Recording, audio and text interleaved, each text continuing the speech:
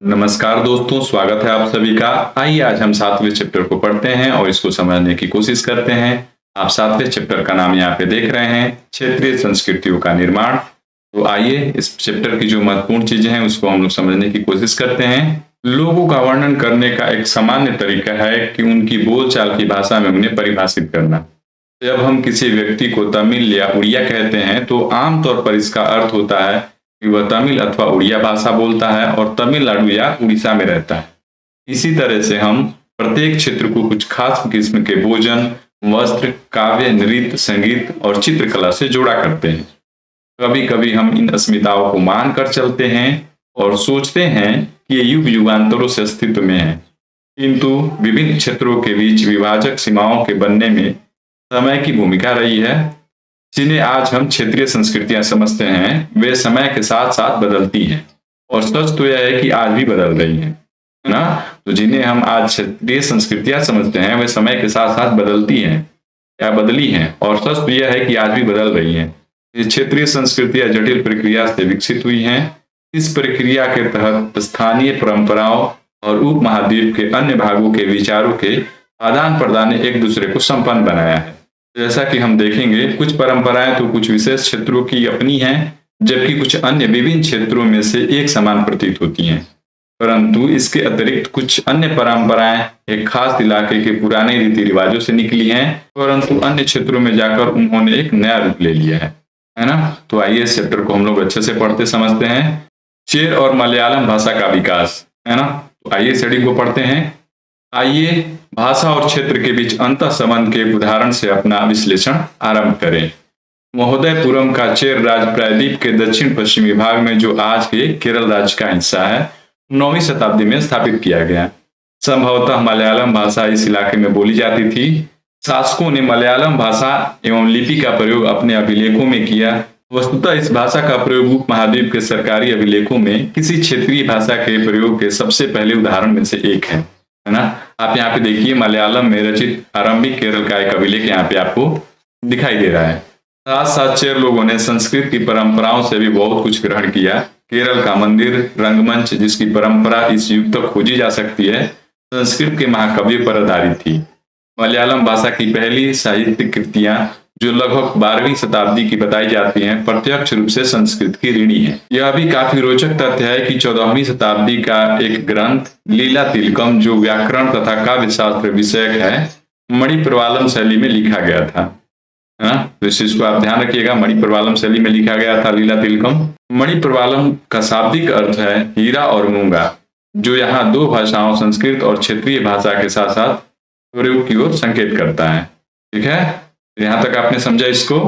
अब दोस्तों हम लोग शासक और धार्मिक परंपराएं जगन्नाथी संप्रदाय के बारे में पढ़ते हैं, है ना। ये बहुत ही रोचक है, आइए इसको पढ़ते हैं। अन्य क्षेत्रों में क्षेत्रीय संस्कृतियां क्षेत्रीय धार्मिक परंपराओं से विकसित हुई थी। इस प्रक्रिया का सर्वोत्तम उदाहरण है पूरी जगन्नाथ में जगन्नाथ का संप्रदाय, है ना। जगन्नाथ का शाब्दिक अर्थ क्या हुआ? दुनिया का मालिक, जो विष्णु का पर्यायवाची है। आज तक जगन्नाथ की काष्ठ प्रतिमा स्थानीय जनजातीय लोगों द्वारा बनाई जाती है, जिससे यह तात्पर्य निकलता है कि जगन्नाथ मूलतः एक स्थानीय देवता थे, जिन्हें आगे चलकर विष्णु का रूप मान लिया गया। आप इस चित्र में क्या देख रहे हैं? बालभद्र, सुभद्रा और जगन्नाथ की लघु मूर्तियां, है ना। आप यहाँ पे देख रहे हैं इसको। और आगे इसमें बता रहा है कि 12वीं शताब्दी में गंग वंश के एक अत्यंत प्रतापी राजा अनंत वर्मन ने पुरी में पुरुषोत्तम जगन्नाथ के लिए एक मंदिर बनवाने का निश्चय किया। उसके बाद 1230 में राजा अनंत भी तृतीय ने अपना राज्य पुरुषोत्तम जगन्नाथ को अर्पित किया और स्वयं को जगन्नाथ का प्रतिनियुक्त घोषित किया, है ना। तो यहाँ पे आप क्या समझे कि 12वीं शताब्दी में गंग वंश के एक प्रतापी शासक, जिनका नाम अनंत वर्मन था, उन्होंने पुरी में पुरुषोत्तम जगन्नाथ के लिए एक मंदिर बनवाने का निश्चय किया। ठीक है, लेकिन बाद में 1230 में राजा अनंत भीम तृतीय ने अपना राज्य पुरुषोत्तम जगन्नाथ को अर्पित किया और स्वयं को जगन्नाथ का प्रतिनियुक्त घोषित किया। ज्यों ज्यों इस मंदिर को तीर्थ स्थल यानी तीर्थ यात्रा के केंद्र के रूप में महत्व प्राप्त होता गया, स्थानीय और सामाजिक मामलों में भी इसकी सत्ता बढ़ती गई। जिन्होंने भी उड़ीसा को जीता, जैसे मुगल, मराठे और ईस्ट इंडिया कंपनी, सबने इस मंदिर पर अपना नियंत्रण स्थापित करने का प्रयत्न किया। वे सब यह महसूस करते थे कि मंदिर पर नियंत्रण प्राप्त करने से स्थानीय जनता में उनका विश्वास स्वीकार्य हो जाएगा, है ना। तो देखा आपने जगन्नाथ मंदिर के बारे में और जगन्नाथी संप्रदाय के बारे में। अब हम राजपूत और उनके शूरवीरता की परंपराओं को पढ़ते हैं, है ना। तो आइए यहाँ पे पढ़ते हैं। 19वीं शताब्दी में ब्रिटिश लोग उस क्षेत्र को, जहाँ आज का अधिकांश राजस्थान स्थित है, राजपूताना कहते थे। इससे यह समझा जा सकता है कि वह एक ऐसा प्रदेश था जहाँ केवल अथवा प्रमुख रूप से राजपूत ही रहा करते थे, लेकिन यह बात आंशिक रूप से ही सत्य है। ऐसे अनेक समूह थे और आज भी हैं जो उत्तरी तथा मध्यवर्ती भारत के अन्य क्षेत्रों में अपने को राजपूत कहते हैं। यह भी सच है कि राजस्थान में राजपूतों के अलावा अन्य लोग भी रहते हैं। तथापि अक्सर यह माना जाता है कि राजपूतों ने राजस्थान को एक विशिष्ट संस्कृति प्रदान की। हम लोग राजपूतों के बारे में पढ़ रहे हैं। ये सांस्कृतिक परंपराएं वहां के शासकों के आदर्शों तथा अभिलाषाओं के साथ घनिष्ठता से जुड़ी हुई थी। लगभग 8वीं शताब्दी से आज के राजस्थान के अधिकांश भाग पर विभिन्न परिवारों के राजपूत राजाओं का शासन रहा। पृथ्वीराज एक ऐसा ही शासक था। ये शासक ऐसे शूरवीरों के आदर्शों को अपने हृदय में संजोए रखते थे, जिन्होंने रण क्षेत्र में बहादुरी से लड़ते हुए अक्सर मृत्यु का वरण किया, मगर पीठ नहीं दिखाई। राजपूत शूरवीरों की कहानियां काव्यों में एवं गीतों में सुरक्षित हैं। ये विशेष रूप से प्रशिक्षित चरण भाटों द्वारा गाई जाती हैं। ये काव्य एवं गीत ऐसे शूरवीरों की स्मृति को सुरक्षित रखते थे और उनसे यह आशा की जाती थी कि वे अन्य जनों को भी उन शूरवीरों का अनुकरण करने के लिए प्रेरित तथा प्रोत्साहित करेंगे। साधारण जन भी इन कहानियों से आकर्षित होते थे। इन कहानियों में अक्सर नाटकीय स्थितियों और स्वामी भक्ति, मित्रता, प्रेम, शौर्य, क्रोध आदि प्रबल संवेगों का चित्रण होता था। अब दोस्तों यहाँ पे पूछ रहा है कि क्या स्त्रियों को भी इन कहानियों में स्थान प्राप्त था? कहीं कहीं यह चित्रित किया गया है कि स्त्रियां अपने सूर्य पतियों का जीवन मरण दोनों में अनुसरण करती थी। सती प्रथा यानी विधवाओं द्वारा अपने मृतक पतियों की चिता पर जिंदा जल जाने की प्रथा का भी कुछ कहानियों में अभिलेख पाया जाता है। दोस्तों इस मानचित्र में बता रहा है कि वह क्षेत्र जिनकी इस अध्याय में चर्चा की गई है उनको यहाँ पे दिखलाया गया है ना। तो आप देख लीजिएगा इसको। आइए हम लोग अपने चैप्टर में जो महत्वपूर्ण चीजें उसको पढ़ते हैं। क्षेत्रीय सीमांतों से परे कथक नृत्य की कहानी। तो आइए हम कथक नृत्य की कहानी पढ़ते हैं। यदि शूरवीरता की परंपराएं भिन्न भिन्न क्षेत्रों में भिन्न भिन्न रूपों में मिल सकती हैं, तो नृत्य के विषय में भी यही सच है। आइए नृत्य के एक रूप कथक के इतिहास को देखें। यह नृत्य शैली उत्तर भारत के अनेक भागों से जुड़ी है। कथक शब्द कथा शब्द से निकला है, जिसका प्रयोग संस्कृत तथा अन्य भाषाओं में कहानी के लिए किया जाता है। कथक मूल रूप से उत्तर भारत के मंदिरों में कथा या कहानी सुनाने वालों की एक जाति थी। जो कथाकार अपने हाव भाव तथा संगीत से अपने कथावाचन को अलंकृत किया करते थे। 15वीं तथा 16वीं शताब्दी में भक्ति आंदोलन के प्रसार के साथ कथक एक विशिष्ट नृत्य शैली का रूप धारण करने लगा। राधा कृष्ण के पौराणिक आख्यान लोक नाट्य के रूप में प्रस्तुत किए जाते थे, जिन्हें रासलीला कहा जाता था। रासलीला में लोक नृत्य के साथ कथक कथाकार के मूल हाव भाव भी जुड़े होते थे।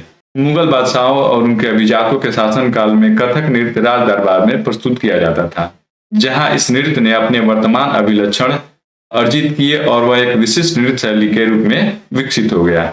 आगे चलकर यह दो परंपराओं अर्थात घरानों में फला फूला, राजस्थान के राज दरबारों में और लखनऊ में, है ना। अवध के अंतिम नवाब वाजिद अली शाह के संरक्षण में यह एक प्रमुख कला के रूप में उभरा, है ना। तो आप इसका ध्यान रखिएगा कि नवाब वाजिद अली शाह के संरक्षण में यह एक प्रमुख कला के रूप में उभरा।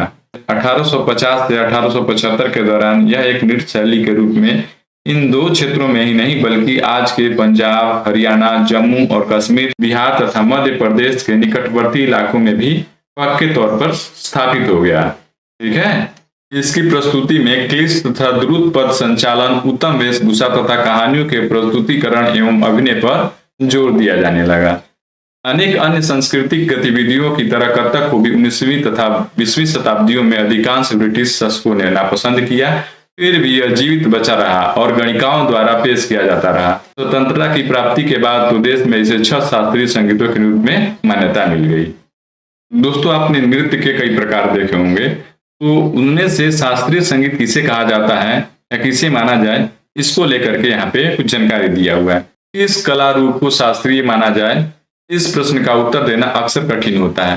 क्या हम उस रूप या शैली को शास्त्रीय कहते हैं जिसका विषय धार्मिक हो, अथवा क्या हम उसे शास्त्रीय इसलिए मानते हैं क्योंकि उसके लिए अत्यधिक कौशल की आवश्यकता होती है, जो कई वर्षों के लंबे प्रशिक्षण से ही प्राप्त होता है, अथवा यह शास्त्रीय इसलिए है क्योंकि यह निर्धारित नियमों के अनुसार ही प्रदर्शित या प्रस्तुत किया जाता है और उसमें विभिन्नताओं को प्रोत्साहन नहीं दिया जाता। ये ऐसे प्रश्न हैं जिन पर हमें विचार करने की आवश्यकता है यह भी स्मरणीय है कि बहुत से ऐसे नृत्य रूपों में जिन्हें लोक नृत्य की श्रेणी में रखा गया है, वे विशिष्टताएं पाई जाती हैं जिन्हें शास्त्रीय रूपों को विशिष्ट लक्षण बताया जाता है। तो दोस्तों यहाँ पे कुछ दिया हुआ है जो बहुत ही महत्वपूर्ण है। अन्य नृत्य रूप जिन्हें इस समय शास्त्रीय माना जाता है, आपको यहाँ पे दिया हुआ है, तो आप याद रखिएगा।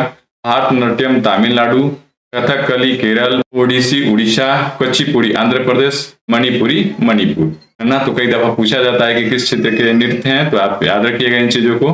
नेक्स्ट है दोस्तों संरक्षकों के लिए चित्रकला, लघु चित्रों की परंपरा। इसको पढ़ते हैं। एक अन्य परंपरा जो कई रीतियों से विकसित हुई वह थी लघु चित्रों की परंपरा।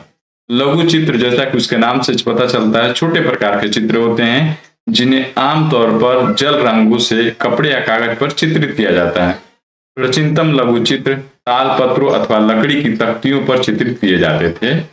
इनमें से सर्वाधिक सुंदर चित्र जो पश्चिम भारत में पाए गए जैन ग्रंथों की सचित्र बनाने के लिए प्रयोग किए जाते थे।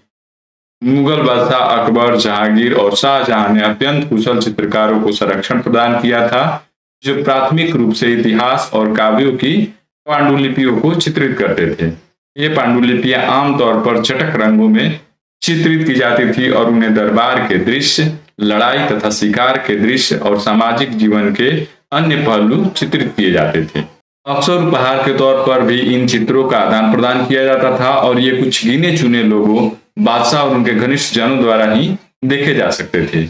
मुगल साम्राज्य के पतन के साथ अनेक चित्रकार मुगल दरबार छोड़कर नए उभरने वाले क्षेत्रीय राज्यों के दरबारों में चले गए। परिणाम स्वरूप मुगलों की कलात्मक रुचियों ने दक्षिण के क्षेत्रीय दरबारों और राजस्थान के राजपूती दरबारों को प्रभावित किया, लेकिन इसके साथ ही उन्होंने अपनी विशिष्ट विशेषताओं को सुरक्षित रखा और उनका विकास भी किया।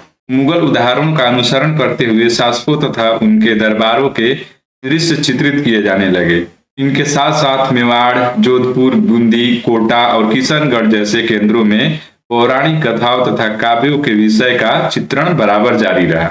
इस चित्र में आप होली खेलते हुए महाराणा राम सिंह द्वितीय को देख सकते हैं। चैप्टर में और आगे कह रहा है कि ऐसा ही एक अन्य क्षेत्र था आधुनिक हिमाचल प्रदेश के इर्द गिर्द हिमालय की तलहटी का इलाका। 17वीं शताब्दी वाले वर्षों में इन क्षेत्रों में लघु चित्रकला की एक साहसपूर्ण एवं प्रभावशाली शैली का विकास हो गया, जिसे वसुहली शैली कहा जाता है ना। तो ये किस क्षेत्र में विकसित हुआ, आप देख रहे हैं हिमाचल प्रदेश के इर्द गिर्द हिमालय के तलहटी क्षेत्र में, और ये एक साहसपूर्ण और प्रभावशाली शैली था जिसको कि वसुहली शैली कहा जाता है। ठीक है। यहाँ जो सबसे लोकप्रिय पुस्तक चित्रित की गई वह थी भानुदत्त की रासमंजरी, है ना। तो इस चीज को आप ध्यान रखिएगा कि रासमंजरी किसकी थी, भानुदत्त की थी। 1739 में नादिर शाह के आक्रमण और दिल्ली विजय के परिणाम स्वरूप मुगल कलाकार मैदानी इलाकों की अनिश्चितताओं से बचने के लिए पहाड़ी क्षेत्रों की ओर पलायन कर गए। आप यहाँ पे देख रहे हैं कृष्ण राधा और उनकी सखियां पहाड़ी लघु चित्र कांगड़ा, है ना। तो इस तरीके से होता था। उन्हें वहां जाते ही आश्रयदाता तैयार मिले, जिसके फलस्वरूप चित्रकार की कांगड़ा शैली विकसित हुई। 18वीं शताब्दी के मध्य भाग तक कांगड़ा के कलाकारों ने एक नई शैली विकसित कर ली जिसने लघु चित्रकारी में एक नई जान डाल दी। उनकी प्रेरणा का स्रोत वहां की वैष्णव परंपराएं थी। ठंडे नीले हरे रंगों सहित कोमल रंगों का प्रयोग और विषयों का काव्यात्मक निरूपण कांगड़ा शैली की विशेषता थी। स्मरण रहे कि साधारण स्त्री पुरुष भी बर्तनों, दीवारों, कपड़ों, फर्श आदि पर अपनी कलाकृतियां चित्रित करते थे। कला के इन नमूनों में से कुछ ही बच पाते थे। इसके विपरीत लघु चित्र राजमहलों में सावधानी पूर्ण रखे जाते थे, जिससे वह सदियों तक सुरक्षित रहे। ठीक है। अब आइए दोस्तों हम लोग बंगाल पर नजदीक से एक नजर डालते हैं। बंगाल की संस्कृति तथा बंगाली भाषा के बारे में जानने की कोशिश करते हैं, और भी बहुत सारी चीजें इसमें हमें पढ़ने को मिलेंगी। तो आइए एक एक करके सबको पढ़ने की कोशिश करते हैं। एक क्षेत्रीय भाषा का विकास। जैसा कि हमने प्रारंभ में देखा था, हम अक्सर क्षेत्रों के नाम वहां के निवासियों द्वारा बोली जाने वाली भाषा के अनुसार निर्धारित करते हैं। इसीलिए यह हम मान लेते हैं कि बंगाल में लोग हमेशा बंगाली ही बोलते थे, किंतु यह एक दिलचस्प बात है कि आज बंगाली संस्कृत से निकली हुई भाषा मानी जाती है ना। तो आप ध्यान रखिएगा कि आज के डेट में बंगाली जो भाषा है उसे संस्कृत से निकला हुआ माना जाता है। प्रारंभिक संस्कृत ग्रंथों के अध्ययन से यह पता चलता है कि बंगाल के लोग संस्कृत से उपजी हुई भाषा नहीं बोलते थे। तो फिर नई भाषा का उद्भव कैसे हुआ, है ना। तो ये सोचने वाली बात है कि संस्कृत ग्रंथों के अध्ययन से हमें ये पता चलता है कि बंगाल के जो लोग थे, वो संस्कृत से उगती हुई भाषा नहीं बोलते थे। फिर नई भाषा का उद्भव हुआ कैसे? आइए इसको हम लोग समझने की इसमें कोशिश करते हैं। सबसे पहली बंगाली रामायण के तालपत्र की पांडुलिपि का एक पृष्ठ। ईसा पूर्व चौथी तीसरी शताब्दी से बंगाल और मगध के बीच वाणिज्यिक संबंध स्थापित होने लगे थे, जिसके कारण संभवतः संस्कृत का प्रभाव बढ़ता गया। 14वीं शताब्दी के दौरान गुप्त वंशीय शासकों ने उत्तरी बंगाल पर अपना राजनीतिक नियंत्रण स्थापित कर लिया और वहां ब्राह्मणों को बसाना शुरू कर दिया। इस प्रकार गंगा की मध्य घाटी के भाषाई तथा सांस्कृतिक प्रभाव अधिक प्रबल हो गए और 7वीं शताब्दी में चीनी यात्री उनसांग ने यह पाया कि बंगाल में सर्वत्र संस्कृत से संबंधित भाषाओं का प्रयोग हो रहा था, है ना। 8वीं शताब्दी से पाल शासकों के अंतर्गत एक क्षेत्रीय राज का उद्भव हो गया। 14वीं से 16वीं शताब्दियों के बीच बंगाल पर सुल्तानों का शासन रहा, जो दिल्ली में स्थित शासकों से स्वतंत्र थे। 1586 में जब अकबर ने इस प्रदेश यानी कि बंगाल को जीत लिया, तो उसे सूबा माना जाने लगा। उस समय प्रशासन की भाषा तो फारसी थी, लेकिन बंगाली एक क्षेत्रीय भाषा के रूप में विकसित हो रही थी। वस्तुतः 15वीं शताब्दी तक आते आते उपभाषाओं तथा बोलियों का बंगाली समूह एक सामान्य साहित्यिक भाषा के द्वारा एकबद्ध हो गया। यह साहित्यिक भाषा उस क्षेत्र के पश्चिमी भाग की बोलचाल की भाषा थी, जिसे अब पश्चिमी बंगाल कहा जाता है। यद्यपि बंगाली का उद्भव संस्कृत से ही हुआ है, पर यह अपने क्रम विकास की अनेक अवस्थाओं से गुजरी है। इसके अलावा गैर संस्कृत शब्दों का एक विशाल शब्द भंडार, जो जनजातीय भाषाओं, फारसी और यूरोपीय भाषाओं सहित अन्य स्रोतों से इसे प्राप्त हुआ है, आधुनिक बंगाली भाषा का एक हिस्सा बन गया। बंगाली के प्रारंभिक साहित्य को दो श्रेणियों में बांटा जा सकता है। एक श्रेणी संस्कृत की श्रेणी है और दूसरी उसे स्वतंत्र है। पहली श्रेणी में संस्कृत महाकाव्यों के अनुवाद, मंगल काव्य और भक्ति साहित्य जैसे गौड़ीय वैष्णव आंदोलन के नेता श्री चैतन्य देव की जीवनी आदि शामिल हैं। दूसरी श्रेणी की बात करें तो दूसरी श्रेणी में नाथ साहित्य शामिल हैं, जैसे मैनामती, गोपीचंद्र के गीत, धर्म ठाकुर की पूजा से संबंधित कहानियां, परिकथाएं, लोक कथाएं और कथा गीत। दोस्तों, इस बॉक्स में मैनामती, गोपीचंद्र और धर्म ठाकुर के बारे में जानकारियां दी हुई हैं। नाथ लोग सन्यासी होते थे जो तरह तरह की योगिक क्रियाएं करते थे। यह गीत विशेष जो अक्सर अभिनीत किया जाता है, यह बताता है कि रानी मैनामती ने अपने पुत्र गोपीचंद को अनेक बाधाओं के समक्ष संन्यास का मार्ग अपनाने को किस प्रकार प्रोत्साहित किया था। धर्म ठाकुर एक क्षेत्रीय लोकप्रिय देव हैं, जिनकी पूजा अक्सर एक पत्थर या काठ की मूर्ति के रूप में की जाती है ना। तो यहाँ पे हमने तीनों के बारे में देखा, मैनामती, गोपीचंद्र और धर्म ठाकुर के बारे में। अब हम अपने विषय को पढ़ते हैं। पहली श्रेणी के ग्रंथों का काल निर्णय करना अपेक्षाकृत सरल है, क्योंकि ऐसी अनेक पांडुलिपियां पाई गई हैं जिनमें यह इंगित किया गया है कि उनकी रचना 15वीं शताब्दी के उत्तरार्ध और 18वीं शताब्दी के मध्य भाग के बीच की गई थी। दूसरी श्रेणी की कृतियां मौखिक रूप से कई सुनी जाती थी, इसलिए उनका काल निर्णय सही नहीं किया जा सकता है। वे खास तौर पर पूर्वी बंगाल में लोकप्रिय थी, जहां ब्राह्मणों का प्रभाव अपेक्षाकृत कम था। अब आइए हम लोग पीर और मंदिर के बारे में पढ़ते हैं। 16वीं शताब्दी से लोगों ने बड़ी संख्या में पश्चिम बंगाल के कम उपजाऊ क्षेत्रों को छोड़कर दक्षिण पूर्वी बंगाल के जंगली तथा दलदली इलाकों में प्रवास करना शुरू कर दिया था। ज्यों ज्यों वे पूर्व की ओर बढ़ते गए, वे जंगलों को साफ करके भूमि में धान की खेती करने लगे। समय समय स्थानीय मछुआ तथा स्थानांतरीय खेती करने वाले लोग, जो अक्सर जनजातीय थे, किसानों के नए समुदाय में मिल गए। यहाँ पीर के बारे में बता रहा है। पीर फारसी भाषा का शब्द है, जिसका अर्थ है आध्यात्मिक मार्गदर्शक, है ना। तो उन्हीं के बारे में हम लोग यहाँ पे पढ़ रहे हैं। इन्हीं दिनों बंगाल पर मुगलों का नियंत्रण स्थापित हो गया था।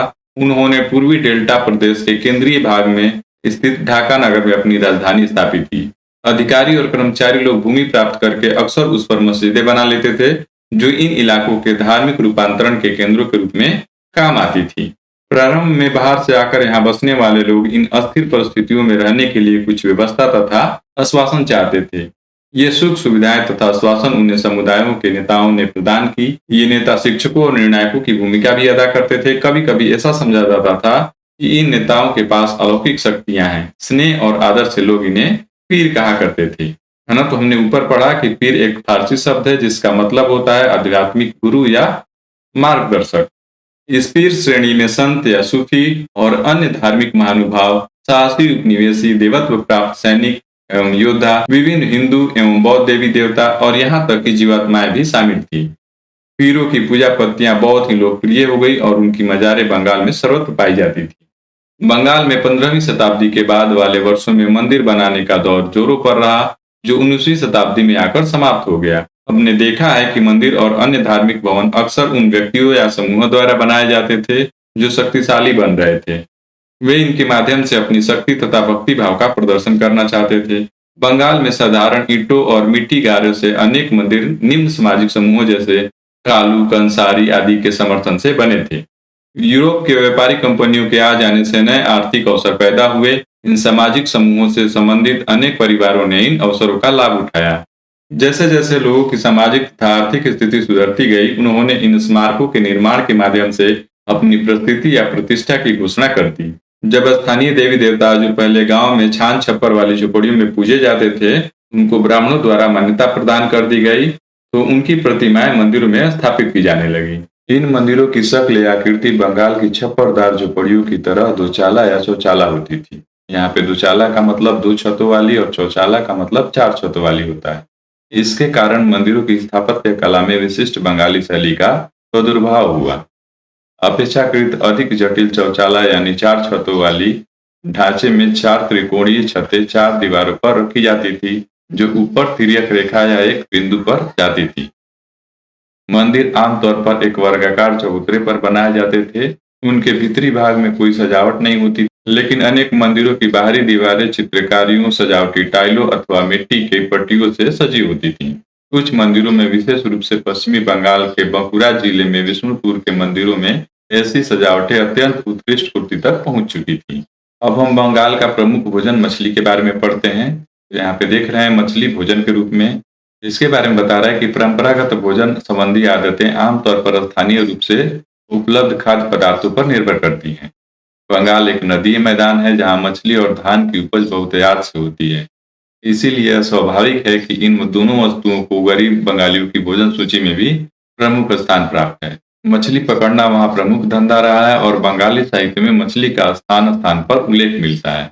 इससे ज्यादा और क्या होगा कि मंदिरों और बौद्ध विहारों की दीवारों पर जो मिट्टी की पट्टियां लगी हैं, उनमें भी मछलियों को साफ करते हुए और टोकरियों में भरकर बाजार ले जाते हुए दर्शाया गया है ना। तो इस तरीके से हम मछली के महत्व को यहाँ पे समझ सकते हैं। ब्राह्मणों को समिश्र भोजन करने की अनुमति नहीं थी, लेकिन स्थानीय आहार में मछली की लोकप्रियता को देखते हुए ब्राह्मण धर्म के विशेषज्ञों ने बंगाली ब्राह्मणों के लिए इस निषेध में ढील दे दी। बृहदर्म पुराण, जो बंगाल में रचित 13वीं शताब्दी का संस्कृत ग्रंथ है, ने स्थानीय ब्राह्मणों को कुछ खास किस्मों की मछली खाने की अनुमति दे दी, है ना। तो इस तरीके से हमने मछली के बारे में भी पढ़ा और उसके महत्व को भी समझा कि बंगाल में इसकी क्या महत्व है और बंगालियों के सांस्कृतिक और सामाजिक व्यवस्था में इसकी क्या महत्व है, इन सबको हमने पढ़ा। तो दोस्तों, इसी के साथ हमारा चैप्टर कंप्लीट होता है। ये चैप्टर आपको कैसा लगा आप कमेंट बॉक्स में जरूर बताइएगा। ठीक है दोस्तों, मिलते हैं नेक्स्ट चैप्टर में। तब तक के लिए आपका बहुत बहुत धन्यवाद।